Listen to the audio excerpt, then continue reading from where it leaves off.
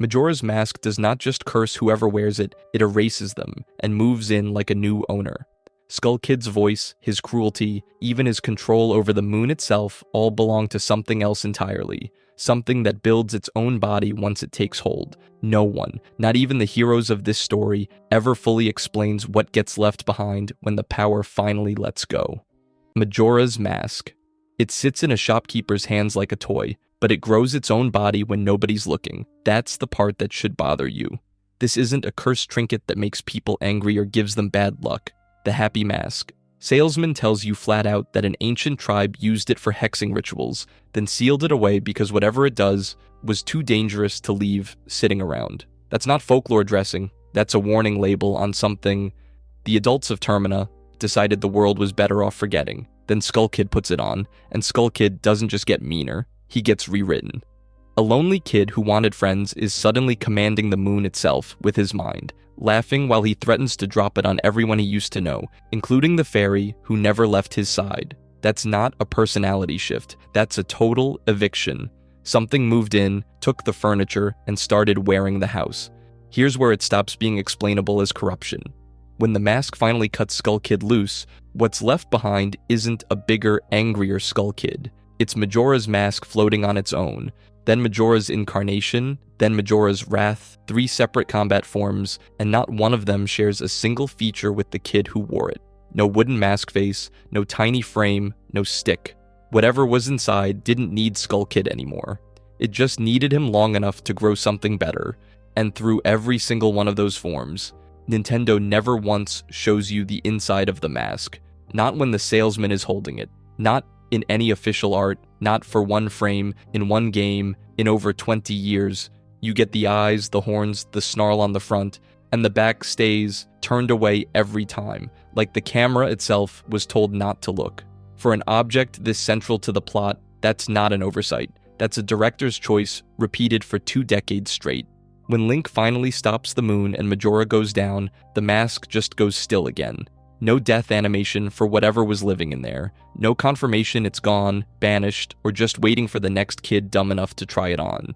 The game hands you a victory, and quietly declines, to tell you what you actually won. Maybe that emptiness isn't a gap Nintendo forgot to fill. Maybe there was never anything to show, because Majora doesn't live inside the mask the way a soul lives inside a body. It doesn't share space with a wearer, it replaces them. But a mask needs a face to steal. What happens to the people whose faces are already gone, the ones dark magic got to first, left standing in the places nobody was supposed to find? The Redeeds. A Redead cannot kill you before it screams, but the scream is worse anyway, because it does not let you run from what comes next. That is the whole design. Freeze first, feed later. And the 2 places Hyrule chose to put these things are not random dungeons picked for difficulty. The bottom of the well and the Shadow Temple are execution grounds, packed with torture racks, blood-stained floors, and gallows dressed up as puzzle rooms. The official line is that Redeeds are just monsters, shambling wooden-masked enemies that happen to live in creepy basements. That explanation survives about as long as it takes to notice where the game actually puts them. Look at the design itself. A humanoid body, a coffin-shaped mask instead of a face. A scream that does not injure you, it paralyzes you, the exact reaction a corpse might trigger in someone who was not ready to see one move. Wind Waker doubles down on this later, stripping the mask away entirely and giving Redeeds a skeletal body with a mouth stitched shut, wandering necromantic chambers under the castle like something that was buried and did not stay buried. Nobody builds a golem with sewn lips. You do that to something that used to talk. Then the timeline splits, and the implication gets a name attached, just not a face. In the adult era of Ocarina of Time, Redeeds are not tucked away in ruins anymore. They are standing in Hyrule Castle Town, wandering the same streets people used to live on before Ganondorf took the throne. The town is empty of citizens and full of these things instead. That is not subtext. That is a body count with the names filed off. 0 games explain the process. 0 curses named, 0 rituals shown, 0 diseases documented. There is no scene where a person becomes a Redead, and there is no scene where one becomes a person again. The only interaction the mechanics allow, from Ocarina of Time all the way through Wind Waker, is combat. You do not talk to them. You do not save them. You kill them. And the game moves on like that was always the only option, because For the person trapped inside that mask, it always was. Some of these were prisoners, executed in the dark under the temple long before Ganondorf ever took power. Some of them were shopkeepers and guards and mothers, alive in Castletown right up until it fell. Nothing in Hyrule's history confirms a single name among them, but the room they died in and the room they haunt are the same room, and that is not a coincidence the game left in by accident. A kingdom does not accidentally build its monsters out of its own execution sites.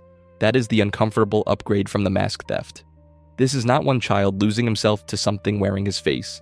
This is an entire population, citizens and condemned alike, permanently emptied out and left to guard the wreckage of the life that used to be theirs. Not one door was ever opened for them to come back.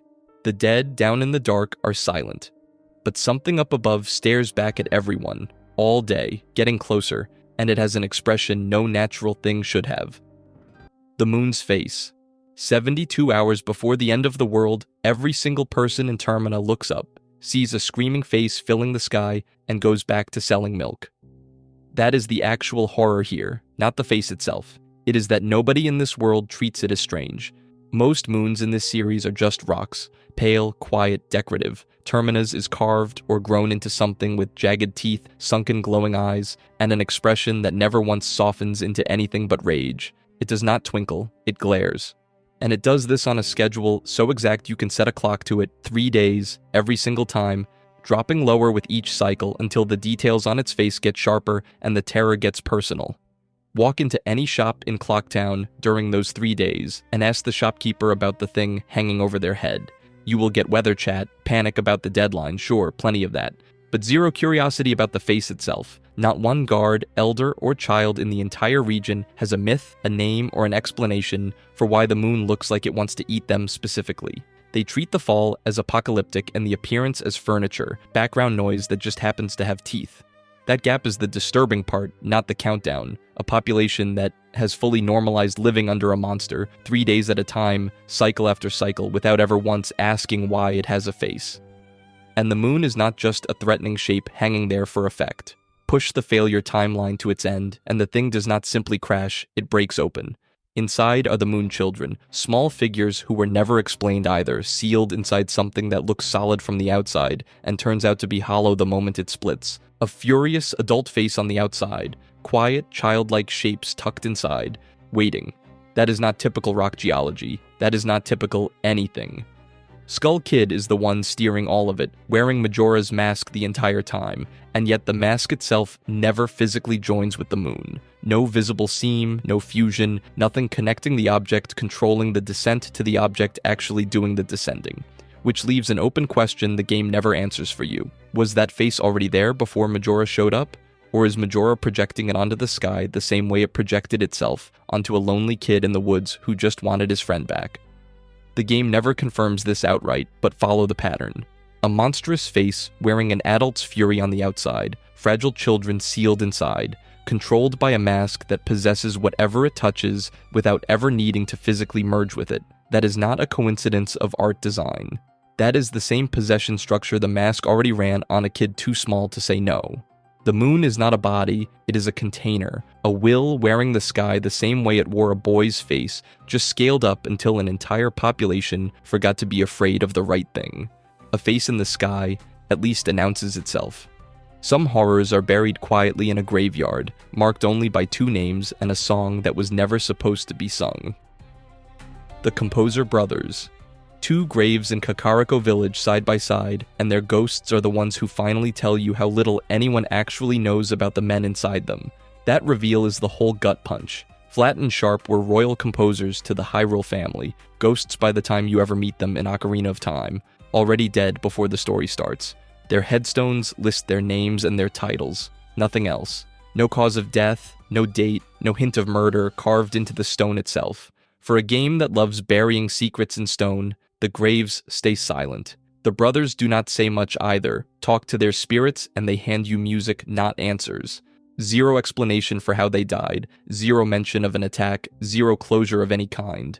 Just 2 composers standing in the dark, still humming the songs they made in life, like the deaths themselves got left in a drawer somewhere. What they left behind says plenty on its own. Flad and Sharp composed the Sun Song together, a melody that manipulates day and night on command and stuns certain undead where they stand. Sharp is also tied to a darker piece of music, one that surfaces later along the riverbanks of Icana.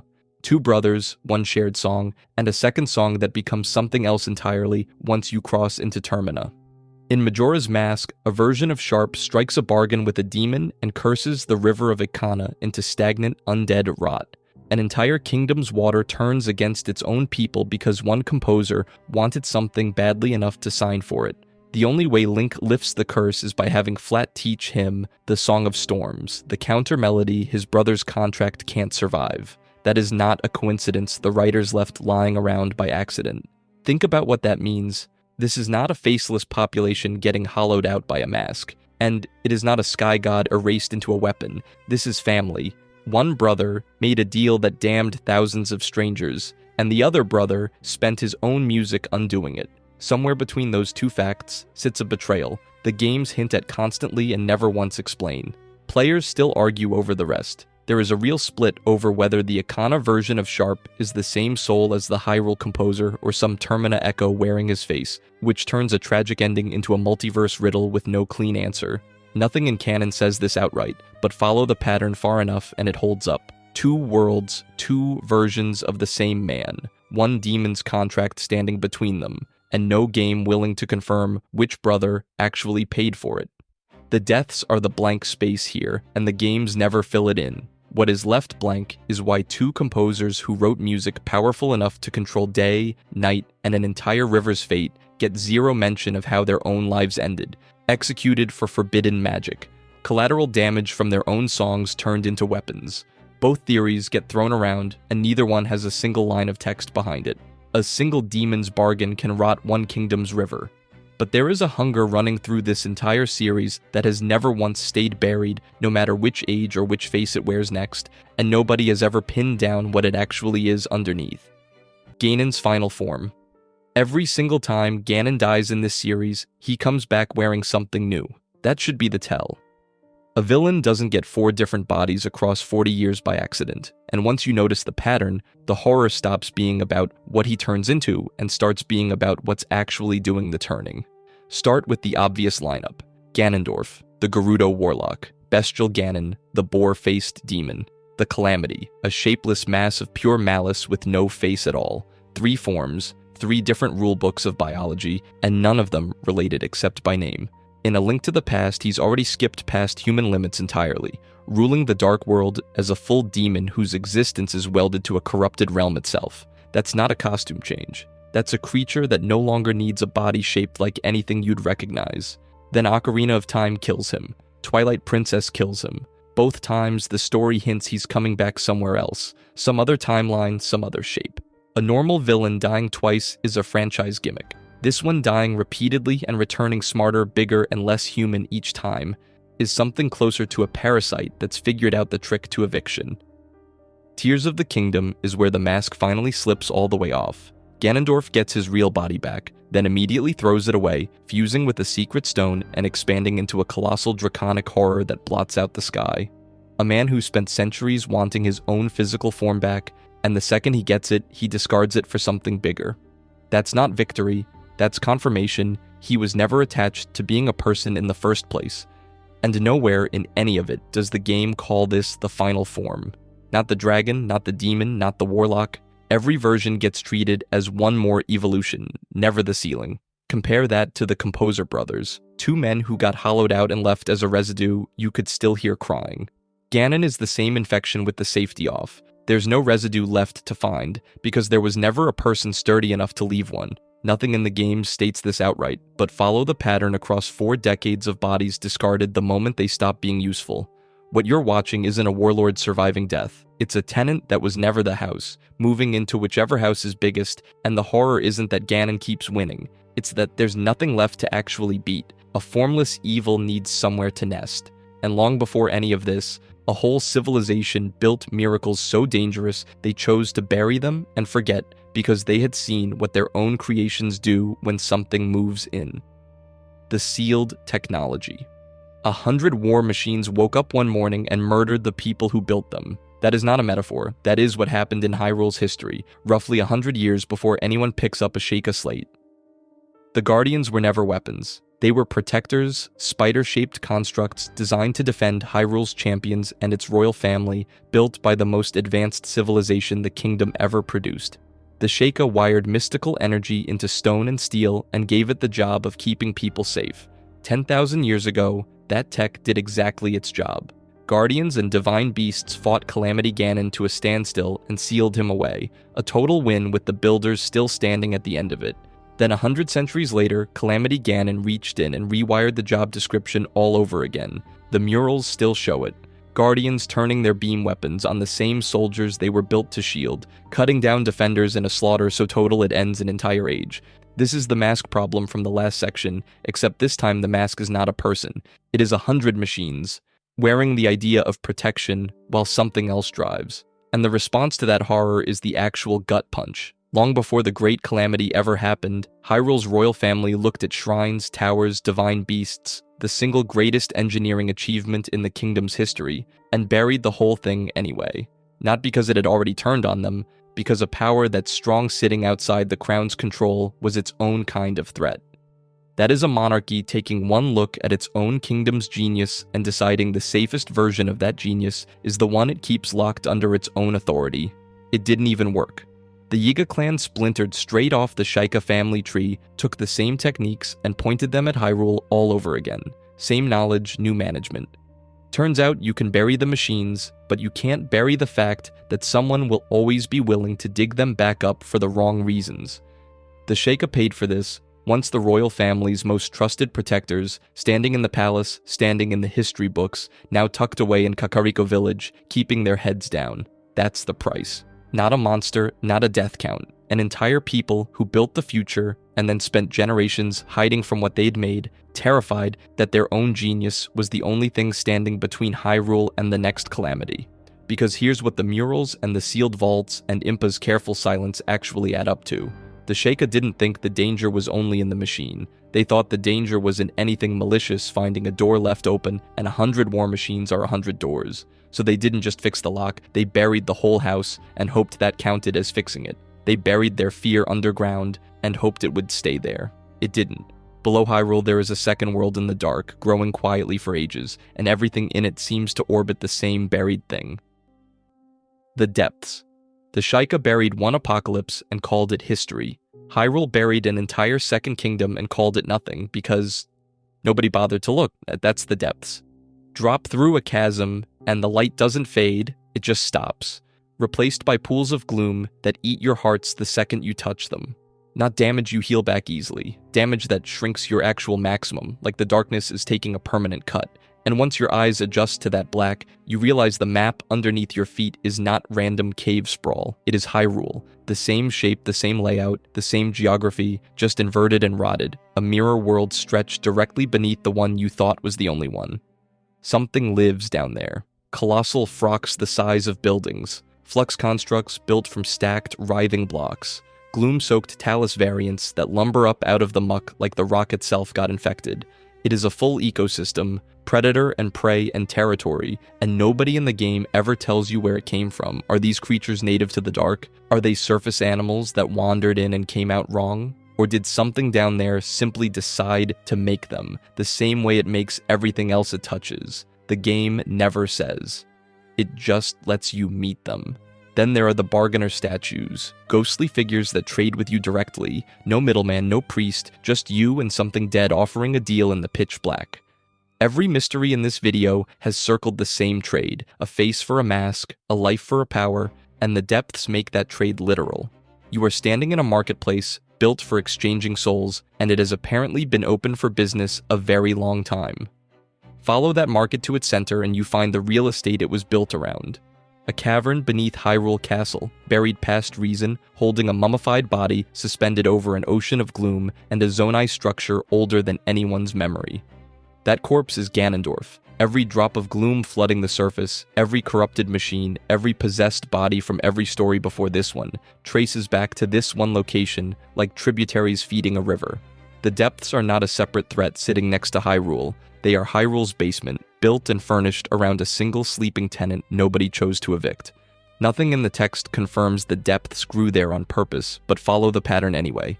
A shadow map, this exact, this complete, orbiting one buried body like an organ wrapped around a heart, is not a coincidence of geology, it is architecture. Something has been quietly constructing a second Hyrule underneath the first for longer than anyone alive has been keeping records, and the only sign anyone ever noticed was the pools of poison bubbling up through the cracks. Everything so far has been the power taking someone else, a child, the dead, a king, a kingdom, and every time the hero was the one who walked in and said it right. But there is a mask in this series that turns the hero into something the game itself refuses to call good: the fierce deity. The final mask in Majora's Mask does not make Link stronger, it makes him disappear. Trade every other mask to the Moon Children and you get it. Taller body, blank white eyes, a double helix blade that fires waves of raw energy across the screen, pointed at Majora's Wrath, the final boss, the thing every prior transformation in this game was built to survive, and the fight is basically over before it starts. No form in Majora's Mask comes close, not Deku, not Goron, not Zora. This is the ceiling.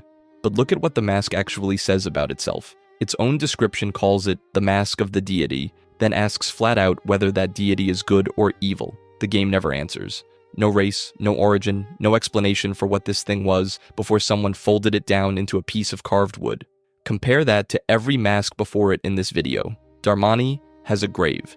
Mikau has a body washed up on a beach. Even the empty helmet from the depths had a person once, a name, a face that used to mean something before the power moved in. The fierce deity has zero. No corpse, no headstone, no history. Just a warrior-shaped hole wearing a title. Think about what the game makes you do to get it. Every other mask, gone, every disguise, every borrowed face surrendered so this one can take their place. And then it locks itself to boss rooms only, like even the developers didn't trust it loose in the overworld. That is not a reward being handed to you. That is a containment protocol with a fanfare attached. Here is the part that should actually bother you. Every mystery this video has walked through was the same shape. A machine loses its purpose and gets worn by whatever crawled in after. A composer's body gets hollowed out and repurposed. A champion's spirit gets trapped inside armor built to imitate him. Every single time, something moved into an empty space and started wearing the outside of a person who used to be there. And every single time, Link showed up as the fix, the exception, the one who stays himself. Put the fierce deity mask on, and that stops being true. The eyes go white. The face goes blank. The voice, the personality, the kid from Kokiri Forest, none of it is visibly present anymore. What's standing there is taller, unreadable, and strong enough to end a god in seconds. The game never tells you that's still Link in there. It just lets you assume it, because assuming it is easier than asking what actually answered when he put the mask on. Nothing in Majora's Mask confirms Link loses himself completely, but follow the pattern the entire video just showed you. Unexplained power, unmarked history, blank stare, total transformation, and the exact same warning sign worn by every hollowed-out victim before him. He doesn't beat Majora by outsmarting it. He beats it by disappearing into something bigger and blanker and letting it wear his face for a while. That's the answer. This whole video was circling. The masks, the machines, the corpses, the buried gods, they were never separate horrors. They were the same question asked 8 different ways. What's left of you once the power moves in? And the last mystery proves even the hero doesn't get an exception. The scariest face in the entire series isn't Majora's. It's the one that used to be Link's. If you enjoyed this video and want to see more, click the video on the screen now.